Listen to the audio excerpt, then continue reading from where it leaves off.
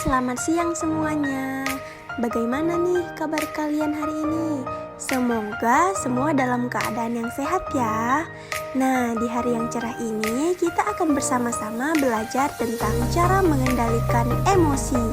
Sebelumnya, ada yang tahu tidak apa sih emosi itu? Kita semua pasti pernah mengalami yang namanya perasaan marah, sedih, senang, terkejut, jijik, ataupun takut. Perasaan ini yang disebut dengan emosi. Emosi merupakan gambaran dari perasaan manusia ketika menghadapi suatu kondisi dan situasi yang berbeda-beda. Lalu, apa sih manfaat emosi bagi kehidupan manusia? Nah, pembahasan ini akan dijelaskan oleh teman saya, Intan Jelita Harahap. Ditonton terus ya teman-teman. Apa saja sih fungsi emosi dalam kehidupan manusia? Mari kita simak ya. Baiklah, terima kasih kepada Saudari Syafina Amanda.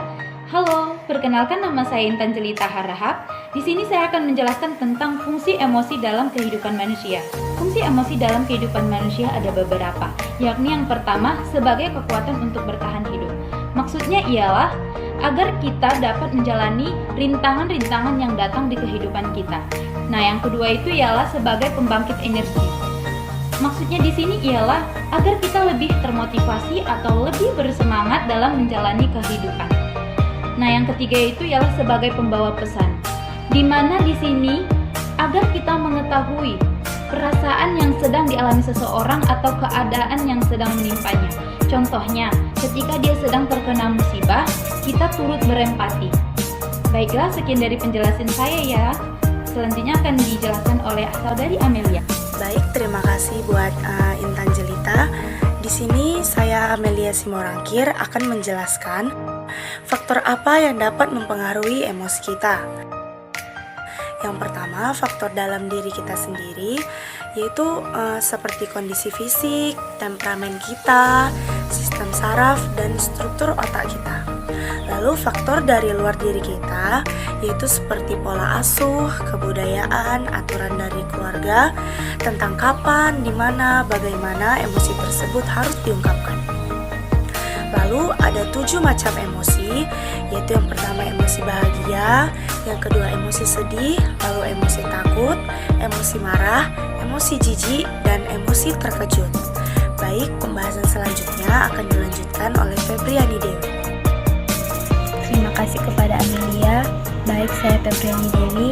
Di sini saya akan membawakan pembahasan tentang bagaimana cara mengendalikan emosi. Yang pertama, yakin pada diri sendiri bahwa kita berpegang teguh untuk mengontrol emosi kita sendiri. Yang kedua, jika kita bisa mengendalikan imajinasi kita, maka kita bisa mengendalikan pikiran negatif yang terus menyerang kita di setiap waktu. Yang ketiga, cara yang terbaik untuk mengendalikan emosi ialah dengan merelakan dan tidak menyimpan dendam. Yang keempat, coba untuk melihat gaya hidup dirimu untuk mengidentifikasi hal apa yang memicu emosimu. Yang kelima, hindari kecurigaan dan bebaskan dirimu dari pikiran yang berulang dan negatif. Yang keenam, jika kamu merasa bereaksi berlebihan di situasi tertentu, maka cobalah untuk berzikir dan mengingat Tuhan. Baik, pembahasan selanjutnya akan dilanjutkan oleh Gracia Nenggolan. Nah, sebagai contohnya ada seorang siswa yang bernama Rahma. Jadi Rahma ini memiliki grup K-pop kesukaan, yaitu dari Twice. Jadi dia menyukainya dengan mengoleksi album-album semua grup K-pop Twice dengan uangnya sendiri dan melalui uang tabungannya. Jadi suatu hari Dila meminta album tersebut untuk dipinjamkan. Jadi Rahma dengan senang hati untuk menerimanya. Jadi pada saat waktu di hari ketiga, mereka memiliki perjanjian untuk di hari ketiga untuk Dila untuk memulangkan album tersebut. Nah, pada saat waktu di hari ketiga, Dila mengatakan bahwasanya album tersebut sudah hilang dan Dila berjanji untuk menggantinya dengan uang.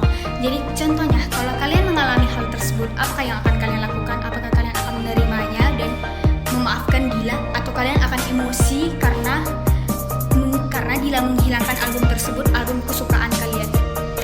Menurut kalian bagaimana?